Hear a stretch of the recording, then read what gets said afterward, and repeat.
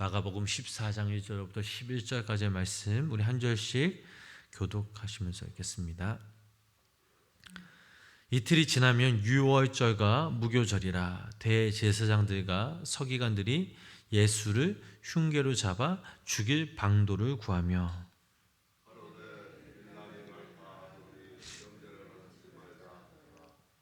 예수께서 베다니 나병 환자 시몬의 집에서 식사하실 때에 한 여자가 매우 값진 향유 곧 순전한 나드 한 옥합을 가지고 와서 그 옥합을 깨뜨려 예수의 머리에 부으니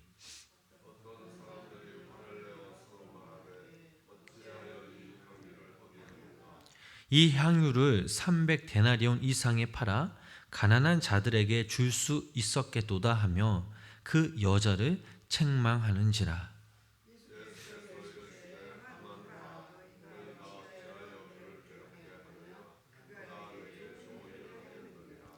가난한 자들은 항상 너희와 함께 있으니 아무 때라도 원하는 대로 도울 수 있거니와 나는 너희와 항상 함께 있지 아니하리라.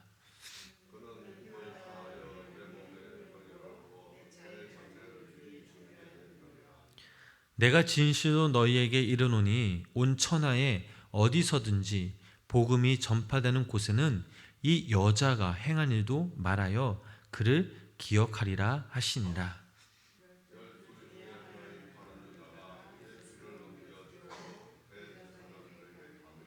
그들이 듣고 기뻐하여 돈을 주기로 약속하니 유다가 예수를 어떻게 넘겨줄까 하고 그 기회를 찾더라.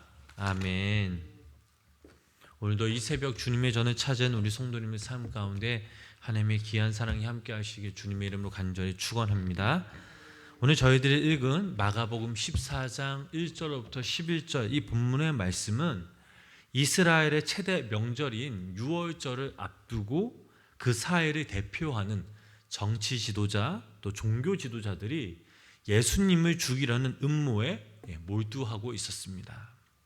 그런데 본문 2절을 보니까 만약 유월절을 앞두고 예수님을 체포하면 소동이 일어날 것을 그들이 두려워했다라는 것을 우리가 알 수 있습니다. 그 당시 예수님은 많은 사람들에게 쉽게 말해 인기가 있었습니다.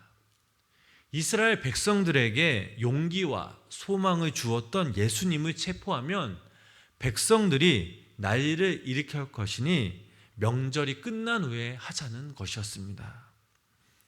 예수님을 향해 죽음의 검은 그림자가 가까이 다가오고 있었던 바로 그 시각 한 여인이 예수님께 귀한 것을 바친 아름다운 일이 생깁니다. 이 시간이 일어난 장소는 3절에 나와 있습니다. 우리 함께 본문 3절 말씀을 다시 한번 읽어보도록 하겠습니다. 예수께서 베다니 나병 환자 시몬의 집에서 식사하실 때에 한 여자가 매우 값진 향유 곧 순전한 나드 한 옥합을 가지고 와서 그 옥합을 깨뜨려 예수의 머리에 부으니 아멘. 이 사건이 일어난 장소가 어디입니까? 바로 베다니 마을 나병 환자 시몬의 집이었습니다. 시몬이라는 이름 앞에 나병 환자라는 말이 붙어 있습니다. 아마도 이 사람은 예수님을 만난 후 병고침을 받는 기적을 체험했을 것입니다. 그래서 너무나 감사하여 예수님을 모시고 지금 은혜의 잔치를 열었을 것입니다. 그런데 이와 동일한 사건을 기록하고 있는 요한복음 12장에서는 마리아, 마르다, 나사로가 등장합니다. 마가의 입장에서 기록된 마가복음 14장에서는 마리아, 마르다, 나사로의 이름이 없는 반면 요한복음 12장에서는 이들의 이름이 있었다라는 것입니다. 저희들이 잘 알다시피 마리아, 마르다, 또 나사로는 온유입니다. 그런데 이들과 나병 환자 시몬은 어떤 관계일까 생각해 볼 때 아마도 같은 베다니 마을에 살았으며 서로 잘 아는 사이였을 것입니다. 결론은 이렇습니다. 예수님을 사랑하는 두 가정이 예수님의 귀한 은혜를 체험했고 예수님을 틀림없이 사랑했음이 분명합니다. 이렇게 예수님으로부터 은혜를 입은 사람들이 지금 예수님을 모시고 잔치를 벌이고 있었습니다. 그런데 잔치 중간에 한 여자가 매우 값진 향유 한 옥합을 가지고 나옵니다. 동일한 사건을 기록하고 있는 요한복음 12장에서는 이 여자의 이름이 마리아라고 나옵니다. 이 여인이 예수님 앞에 다가오더니 옥합을 깨트리고 향유를 예수님의 그 머리에 붓습니다. 그러자 그 향유는 예수님의 발등으로 흘러내렸고 이 여인은 자신의 머리카락으로 예수님의 발을 씻겨드립니다. 이런 놀라운 장면을 보면서 흥분한 사람들이 있었습니다. 본문 4절 말씀이 이렇게 나오죠. 함께 읽어보도록 하겠습니다. 어떤 사람들이 화를 내어 서로 말하되 어찌하여 이 향유를 허비하는가. 그들은 이런 고급 향유를 어떻게 이렇게 낭비할 수 있느냐라고 하였습니다. 계속해서 5절 말씀 함께 읽어보겠습니다. 이 향유를 300데나리온 이상에 팔아 가난한 자들에게 줄 수 있었겠노라 하며 그 여자를 책망하는지라. 아멘. 그런데 요한복음 12장 말씀을 읽어보면 여인을 책망하고 비난하는 대표적인 한 사람이 나오는데 그 사람이 바로 가룟 유다였습니다. 얼핏 보면 가룟 유다의 말도 일리가 있습니다. 그 당시 평범한 노동자의 하루 품삯이 한 데나리온입니다. 300데나리온은 300일의 품삯에 해당됩니다. 거의 1년 품삯이죠. 가난한 사람을 구제할 수 있지 않겠느냐라고 말로 설득력이 있는 말입니다. 그러나 예수님은 그의 마음 밑바닥에 숨겨진 의도를 지켜보고 계셨습니다. 그래서 그를 칭찬하시지도 그의 편도 서지 않으셨습니다. 예수님은 오히려 이 여인의 편에 서셨습니다. 그리고 이렇게 말씀하십니다. 본문 6절입니다. 함께 읽겠습니다. 예수께서 이르시되 가만두라. 너희가 어찌하여 그를 괴롭게 하느냐. 그가 내게 좋은 일을 하였느니라. 아멘. 예수님은 이 여인이 내게 좋은 일을 하였도다 라고 말씀하셨습니다. 지금 예수님은 극진한 대접을 받고 계십니다. 음식에 많고 적음과는 차원이 다른 귀한 대접입니다. 마리아 여인이 자신의 머리카락으로 예수님의 발을 닦았다는 것은 머리는 사람의 맨 위에 있는 가장 소중한 부분이기 때문에 이스라엘 여인들은 머리카락을 마치 면류관처럼 생각하는 풍습까지 있었다라고 합니다. 그러므로 그 행위는 겸손과 존경에 대한 최고의 표현이며 주님을 향한 사랑의 고백이라고 할 수 있습니다. 만약 향유만 붓고 머리로 발을 닦는 일이 없었다면 이 일은 그리 중요한 사건이 될 수는 없었을 것입니다. 왜냐하면 향유는 돈으로 사면 되는 일이지만 머리카락으로 예수님의 발을 닦아주는 일은 돈의 문제가 아니라 겸손과 자기 희생으로 마음의 중심을 드리는 일이 있었기 때문입니다. 이처럼 사랑에는 조건이 없는 법입니다. 사랑하는 사람을 위해서는 겸손하며 희생하며 자신은 조건 없이 소멸되어지는 것입니다. 마리아는 오직 주님만을 기쁘시게 해드리고 사랑하는 마음에 향유를 붓고 예수님을 모시는 그런 즐거움이 있었습니다.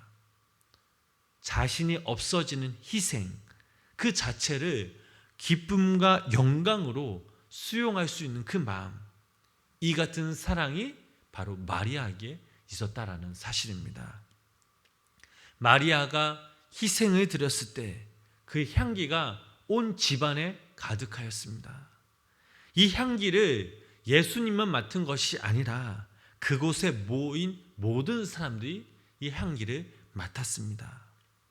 바꾸어 말하면 사랑의 향기란 내가 사랑하는 그 사랑만이 그 대상만이 아니라 모두에게 기쁨을 준다라는 사실입니다. 잔치는 이처럼 축하받는 사람에게 고마움이 있고 감사가 있어 서로 복을 빌고 축하하는 자리가 되어야 하는데, 그러나 순수하지 못한 불순한 동기를 가지고 잔치에 참여한 한 사람, 바로 그 사람이 바로 가룟 유다였다라는 사실입니다. 가룟 유다는 어떤 사람이었습니까? 예수님의 제자였지만 그는 오직 돈에만 관심 있는 그런 불순한 사람이었습니다. 이제 예수님을 따라다녀봤자 돈이 안 된다 싶으니까 예수님을 팔아 돈을 받고 넘겨줄 생각을 하고 대제사장에게로 가서 그 기회를 찾더라라고 기록하고 있습니다. 그래서 사도 요한은 요한복음의 같은 본문에서 그를 이렇게 말하고 있습니다. 요한복음 12장 6절 말씀을 함께 읽어보도록 하겠습니다. 이렇게 말함은 가난한 자들을 생각함이 아니요 그는 도둑이라 돈계를 맞고 거기 넣는 것을 훔쳐감이더라. 아멘. 도둑으로 단정하고 있습니다. 그러므로 선행은 항상 신앙적이어야 하고 타인 중심적인 입장에서 선행이 되어야 합니다. 자기를 생각하는 마음이 있는 한 선행은 될 수가 없습니다. 선행이란 내가 인사받을 수 없도록 동기와 목적이 순수해야 하고 타인 중심적이어야 된다라는 사실입니다. 알아주기 바라는 마음으로 선행을 했다면 이 선행은 바로 묘라는 것입니다. 예수님께서는 마리아의 행위를 비난하는 가룟 유다의 말을 막으시면서 또한 귀한 말씀을 하셨습니다. 우리 본문 7절 말씀 우리 함께 읽어보겠습니다. 가난한 자들은 항상 너희와 함께 있으니 아무 때라도 원하는 대로 도울 수 있거니와 나는 너희와 항상 함께 있지 아니하리라. 아멘. 예수님이 말씀하신 여기서 항상이란 말은 오늘 행하는 이 선행이 주님을 위하여 할 수 있는 마지막 선행이라는 뜻입니다. 그러므로 지금 예수님께서는 십자가에 돌아가시는 마지막 사건 앞에서 가난한 자의 일이 우선이 아니라 그리스도의 관계가 우선이라는 것입니다. 가난한 자는 항상 있으므로 기회가 또 있을 수 있지만 그리스도의 관계는 이것이 지나가면 끝이라는 의미가 담겨져 있습니다. 사랑하는 성도님 여러분, 마리아가 옥합을 깨기 전 사랑의 주인님은 이 여인을 위해 자신의 옥합을 깨트릴 준비를 하셨습니다. 예수 그리스도의 죽으심은 그분의 옥합을 깨트리는 것이었습니다. 그분은 십자가에서 우리들을 위해 자신의 옥합을 아낌없이 깨트리셨습니다. 자신의 존재를 깨트리시면서 우리의 죄를 짊어지셨고 십자가에서 보배로운 피를 우리를 위해 쏟으셨습니다. 우리는 그 피로 제사함을 받았고 그 피로 깨끗함을 입어 하나님을 아버지로, 예수님을 나의 구주와 나의 주님으로 모시며 살게 되었습니다. 이제 중요한 것은 우리가 우리의 옥합을 깨트려야 할 순간입니다. 우리의 옥합은 무엇입니까? 내가 깨트리기를, 성도님들이 깨트리기를 주저하시는 그 옥합은 무엇입니까? 시간과 옥합을 깨트려 우리의 시간을 주님께 드리시길 간절히 소망합니다. 내 자신의 이기적인 목적을 위해서만 사용하던 옥합을 깨트려 이제는 우리의 삶의 주인이신 내가 정말 사랑하는 그 주님의 발 앞에 우리 옥합에서 흘러나오는 그 예수님의 머리에 향유를 부으시고 우리의 머리카락으로 예수님의 발을 씻기시길 간절히 부탁을 드립니다. 내 육신, 내 욕망, 인생의 목표를 위해 달려왔던 나라는 존재를 이제 주님 앞에 사랑하는 주님, 저를 사용하여 주시옵소서. 저를 당신의 자녀로 인도하여 주시옵소서라고 이제는 우리가 주님 앞에 간절히 기도할 때입니다. 오늘 하루 우리 성도님과 제가 예수님을 사랑하되 진실하게 순수한 사랑의 마음으로 사랑하고 조건 없이 헌신의 삶이 되시길 주님의 이름으로 부탁을 드립니다. 또한 그 사랑으로 인해서 우리 주변에 있는 많은 사람들에게 타인의 목적을 위해서 타인을 위해서 가감히 우리의 것을 내려놓는 주님의 사랑을 실천하시는 우리 귀한 성도님들 되시길 주님의 이름으로 간절히 축원합니다. 기도하시겠습니다. 사랑의 주님, 한 주간 저희들을 지키시고 보호하신 은혜에 감사를 드립니다. 지난 날 우리의 모습을 돌아보면 주님의 은혜로 하루하루 살았음을 고백합니다. 우리가 이 땅에서 살면서 주님께 다짐하고 결단하지만 그러나 말로 끝나는 경우가 허다하였음을 고백합니다. 주님, 어찌 보면 우리의 믿음이 행함이 없는 믿음처럼 보여질 때도 있습니다. 그래서 이 시간 우리가 다시 한번 우리가 주님께 결단하며 나아갑니다.